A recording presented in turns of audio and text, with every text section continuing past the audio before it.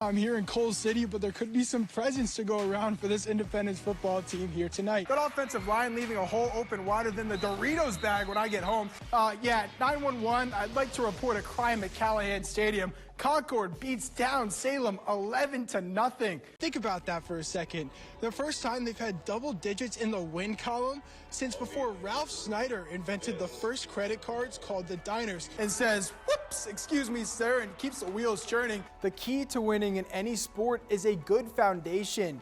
I guess you could call new WVU football head coach Rich Rodriguez that, but the next steps lead to the construction that rebuilds the program. Sunday, they broke out the tools and started doing just that. Grab your cash because we're going to Las Vegas, Steelers and Sin City. Let's start with Pepsi because every good meal starts with a drink. It's Princeton and Oak Hill. Early into the first, Britt Beasley and Zayden Neely playing a little hot potato. You take it. No, I don't want it. Okay, I'll shoot it. Plus the foul. Here's the entree, or the Whopper, if you will. Shady and Woodrow in the Burger King Championship. Lots of things transpire in the span of 365 days. Anything can happen, from an unexpected death to the thrill of being the first to bring home a title to a school that's been around for decades. Whatever the case is, it's always good to reflect on yet another year in the books. Jack Williams and Jalen Bailey should start a law firm. Call it Williams and Bailey because they were all over this one. As it's said in the movie Moneyball, there are rich teams and there are poor teams. At the end of the day, in college sports, cash is king. It's used to persuade players to come to your school and build facilities to attract them. According to now former WVU head coach Neil Brown, there just wasn't enough. You can't have top 4 league expectations and have bottom 4 resources. But we're resourced at the bottom 4 in several different categories, whether it's salary pool, rev share, or NIL, however you want to speak about it. But I think that's all going to change. But institutionally, those things have got to change to get the program where it needs to be on a consistent basis.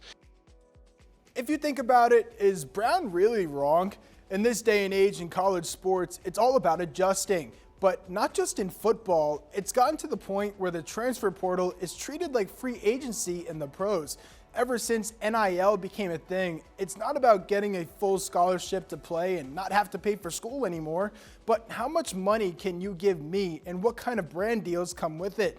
Listen, as a former college athlete, I'm all for the players being paid, but these schools who can't afford the things like Brown just mentioned, they're at a major disadvantage, which is why at the end of the day, the former coach has a point. However, despite all of what he just said, he also took full accountability for how everything played out. I think there's things that mistakes you make that you look back and you learn from moving forward, and that's kind of the way I do it. But I think if the things that I would say that are my ownership, we didn't play well enough on defense, and our evaluations over a couple-year period of time at the defensive backfield hurt us, and we didn't do a good enough job.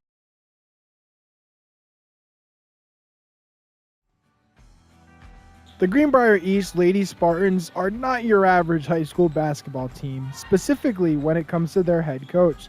That is soon-to-be former West Virginia governor and current U.S. Senator-elect Jim Justice. Having a job of that stature can become a distraction or even maybe force you to stop.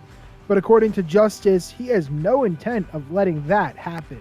I'm absolutely going to continue, and I'm going to love every minute of it like I have for years and years and years. And I love being with the kids. I don't go on vacations and all that. And I have the ability to fly back and forth, and I'll fly back and forth a lot.